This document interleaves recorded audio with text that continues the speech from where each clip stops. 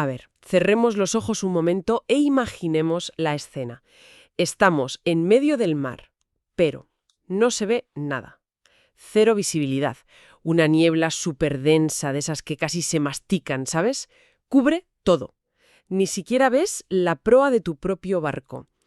Uf, impresiona, ¿verdad? Sí, sí, impresiona y da respeto. Y lo más inquietante es pensar que ahí fuera, en esa especie de sopa blanca, puede haber otros barcos. ¿Cómo narices hacen para evitar chocar si nadie ve a nadie? Es que es, sin duda, una de las situaciones más tensas para cualquier marino. La confianza en los instrumentos es clave, claro, pero sobre todo en los procedimientos que están establecidos. Y la respuesta a cómo se comunican está, digamos, codificada en el COLREX, el Reglamento Internacional para Prevenir Abordajes. Ah, el Colrex, sí. Las normas de tráfico marítimo, vamos. En una regla muy concreta, la regla 35, que es la que habla precisamente de las señales acústicas que hay que usar cuando la visibilidad es reducida. Las señales de niebla, claro. Recuerdo que las nombramos cuando hablamos de la regla 19, la que decía cómo comportarse con niebla. Entonces, esta regla 35 sería como el idioma específico para aplicar bien la 19, ¿algo así? Se complementan totalmente, sí. La 19 te dice qué hacer, ir más despacio, navegar con mucha precaución, y la 35 te da las herramientas sonoras para saber quién anda por ahí y sobre todo en qué situación está. Es un lenguaje fundamental cuando la vista no te sirve de nada. Y un matiz importante, que creo que hay que dejar claro desde ya y que las fuentes recalcan mucho. Estas señales de la regla 35 describen la situación del barco. O sea, si está navegando, si está parado, fondeado, ese tipo de cosas. No indican intención de maniobra. Ah, vale. Para eso están las señales de la regla 34. Las que dicen voy a caer a estribor o estoy dando atrás. Aquí, en la 35, el mensaje es sobre el ser y el estar del barco, no sobre el voy a hacer. Situación, no intención. Perfecto, punto clave para empezar. Entonces, vayamos a la señal más común, imagino, la que más se debe oír en un banco de niebla. ¿Cuál sería esa? Pues sería la de un buque de propulsión mecánica, un barco a motor, para entendernos, que está navegando y tiene arrancada, o sea, que se está moviendo sobre el agua por sí mismo. Vale, ¿y cómo avisa de eso? La señal es bastante directa, creo. Una pitada larga. Y la tiene que repetir a intervalos regulares sin que pasen más de 2 minutos entre una y otra. Básicamente está diciendo, ojo, que estoy aquí y me muevo, así. Efectivamente, eso es. Es la señal, digamos, primordial. La base para saber qué tienes alrededor en la niebla solo con el oído. Anuncia que hay algo activo y en movimiento. Si la oyes, pues ya tienes que estar alerta y pensar en su posible rumbo, su velocidad. Tiene toda la lógica. Pero, ¿y si ese mismo barco, el de motor, está navegando pero está parado? Parado y sin arrancada, creo que es el término técnico. O sea que está flotando, igual esperando órdenes o con las máquinas paradas, pero sin avanzar. Exacto. En ese caso, la señal cambia, y es lógico que cambie para reflejar esa diferencia que es, bueno, es crucial. Tiene que emitir 2 pitadas largas seguidas, con una pausa de unos 2 segundos entre ellas. 2 pitadas largas. Sí, y esta secuencia de 2 pitadas largas también se repite como mucho cada 2 minutos, igual que la de una sola pitada. 2 pitadas largas seguidas. Vale. El mensaje sería, estoy aquí, pero quieto sobre el agua. ¿Y qué implica oír esto en la práctica? ¿Por qué es tan importante la diferencia? Pues aquí es donde la interpretación correcta se vuelve vital para la seguridad. Oír 2 pitadas largas no significa solo hay un barco parado. Implica hay un barco aquí, pero que ahora mismo no se está moviendo activamente. Podría tener las máquinas paradas o incluso estar sin gobierno en ese momento. Lo importante es que su capacidad para apartarse rápido es limitada o nula. Claro. Diferenciar acústicamente el barco que se mueve una pitada larga del que está parado, 2 pitadas largas, es fundamental para que tú puedas tomar la decisión correcta y evitar un riesgo. Entiendo.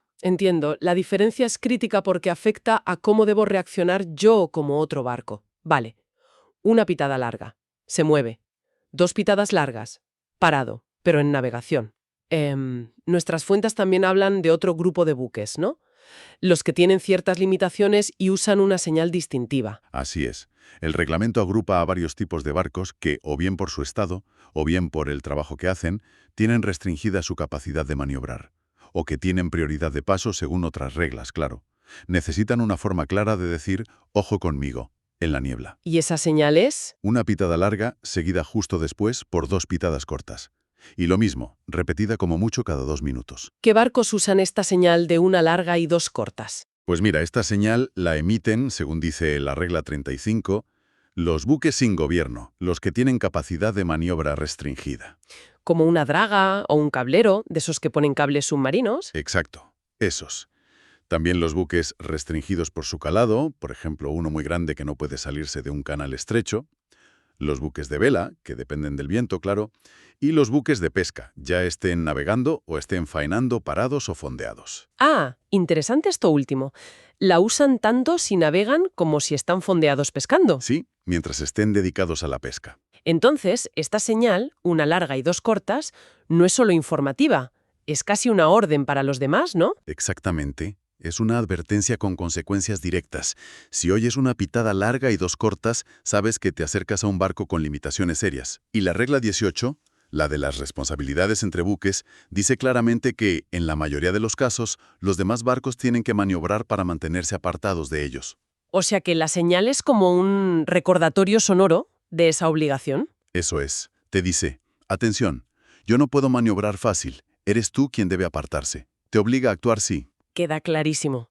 Escucharla implica una responsabilidad activa por mi parte. Vale, cambiamos de tercio. ¿Qué pasa con los barcos que no están navegando, sino quietos porque han echado el ancla?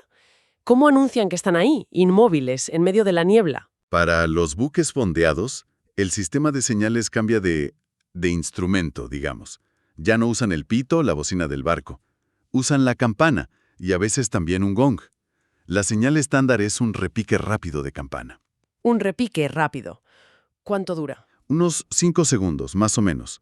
Y ojo, esto se repite a intervalos más cortos, como máximo cada minuto, no cada 2 minutos como las de pito. Vale, 5 segundos de campana repicando, cada minuto como mucho.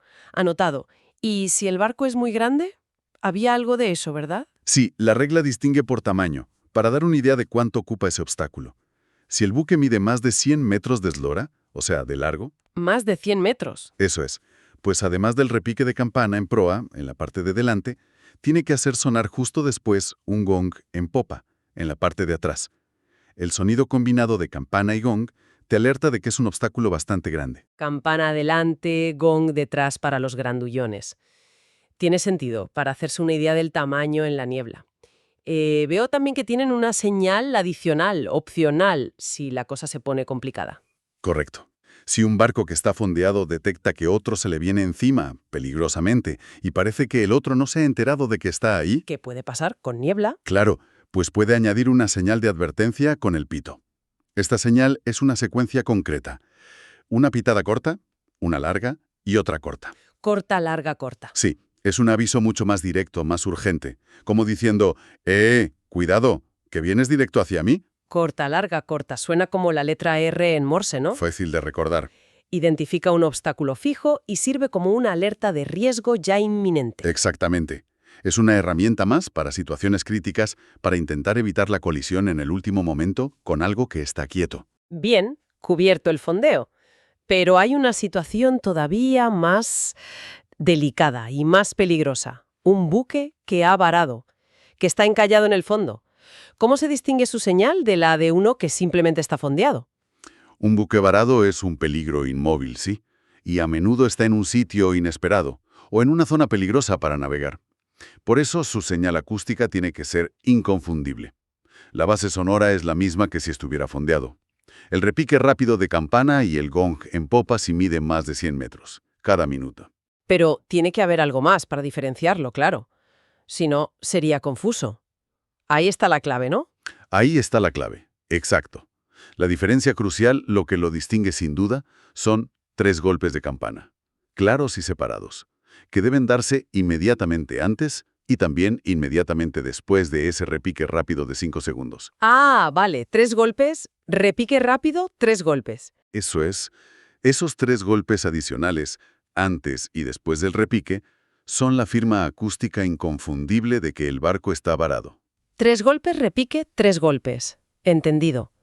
Eso sí que debe llamar la atención en medio del silencio y la niebla. Y también pueden añadir una señal de pito si hace falta, ¿no? Sí, la regla dice que adicionalmente puede emitir una señal de pito apropiada. No dice cuál exactamente, pero bueno, la señal corta, larga, corta, la R, sería bastante lógica si hay riesgo de que le den un golpe. O quizá otra señal de peligro reconocida. Pero la identificación principal, la que no falla, de la varada son esos golpes de campana extra. Perfecto. Dejamos los barcos quietos y pasamos a otra situación que puede ser compleja. Los remolques. A veces son conjuntos larguísimos y difíciles de ver enteros con niebla. Uf, los remolques largos son un riesgo importante con visibilidad reducida, precisamente por lo que ocupan. La regla 35 tiene una señal específica para ellos.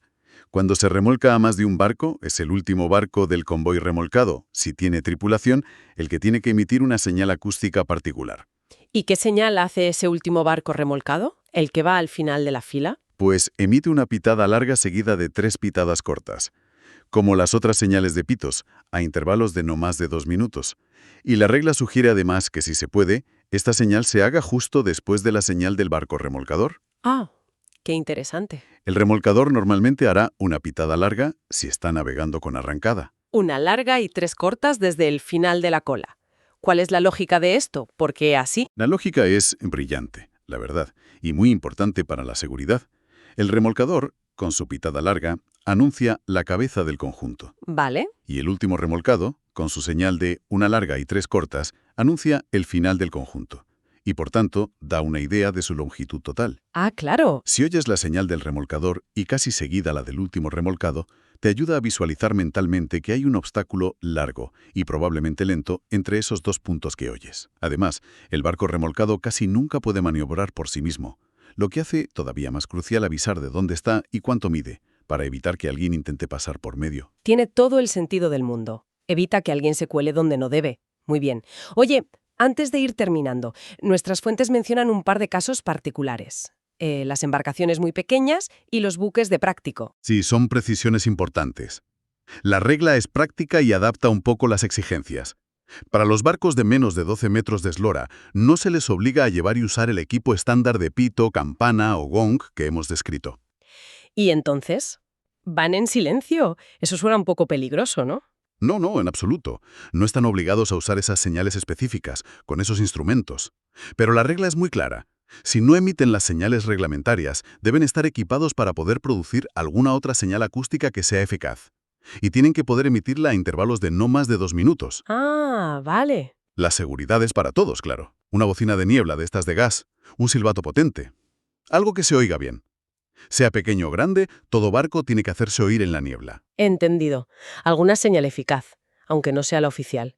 ¿Y los prácticos? ¿Qué pasa con ellos? Los buques de práctico, que son los barcos que llevan a los prácticos, los expertos locales, a bordo de los buques grandes para ayudarles a entrar o salir de puerto, por ejemplo, Sí. pues tienen una señal opcional para identificarse. Cuando están en servicio, o sea, embarcando o desembarcando un práctico, pueden añadir 4 pitadas cortas a la señal que les toque por su situación. Además de la señal normal. Eso es. Si se mueven, harán su pitada larga y además 4 cortas. Si están parados, sus 2 largas y además 4 cortas. 4 pitadas cortas, como diciendo, soy un barco de práctico aquí trabajando, ¿no? Justo eso. Es una información extra que puede ser útil en zonas de mucho tráfico, como puertos o canales, donde la maniobra de un práctico embarcando o desembarcando es delicada y requiere que los demás estén atentos, alerta sobre esa operación concreta. Fantástico. Pues creo que hemos hecho un buen recorrido por el paisaje sonoro de la regla 35. Desde el barco que avanza, al que está parado, los que tienen problemas para maniobrar, los que están anclados, los que están peligrosamente varados, hasta los remolques largos y estos casos especiales. Es todo un idioma, la verdad. Efectivamente, hemos visto cómo este vocabulario acústico es esencial para que los marinos puedan, construirse una imagen mental lo más fiel posible de lo que tienen alrededor, cuando la niebla les deja ciegos. No se trata solo de saber que hay algo ahí fuera, sino de intentar saber qué es y qué está haciendo o no haciendo. Y esa información es crucial para navegar seguro. Entonces, si tuviéramos que resumir la importancia práctica de todo esto que hemos hablado, ¿cuál sería la conclusión final? Pues mira, conectándolo todo, el conocimiento profundo, Y sobre todo, la aplicación correcta de estas señales acústicas de la regla 35 son herramientas absolutamente vitales para prevenir abordajes, para evitar colisiones. No estamos hablando de teoría náutica abstracta, ¿eh? No, no, desde luego. Es la aplicación práctica, reglamentada, de medidas para salvar vidas en el mar cuando el tiempo se pone feo. La navegación responsable con poca visibilidad depende, y mucho, de dominar y respetar este lenguaje de los sonidos. Un lenguaje diseñado con mucho cuidado para evitar el peligro antes de que ocurra. Es fascinante cómo se ha buscado la manera de ver con los oídos en el mar. Hemos dedicado este rato a explorar cómo los barcos se comunican en la niebla para coexistir de forma segura, para evitar encontronazos. Pero claro, esta exploración de las señales para prevenir el peligro nos deja ahí pensando en el paso siguiente, ¿no? Justo ahí quería llegar. Hemos hablado de cómo hablan para mantenerse seguros unos de otros. Pero, ¿qué pasa cuando, a pesar de todo, la seguridad ya no se puede mantener? Cuando el desastre es inminente o ya ha ocurrido. ¿Existe un lenguaje sonoro universal para esa situación crítica? ¿Para pedir auxilio a la desesperada en medio del océano? Esa es otra capa fundamental de la comunicación en el mar. Una capa esencial, sí señor, la de las señales de socorro, que sin duda merecería su propio análisis detallado en otro momento.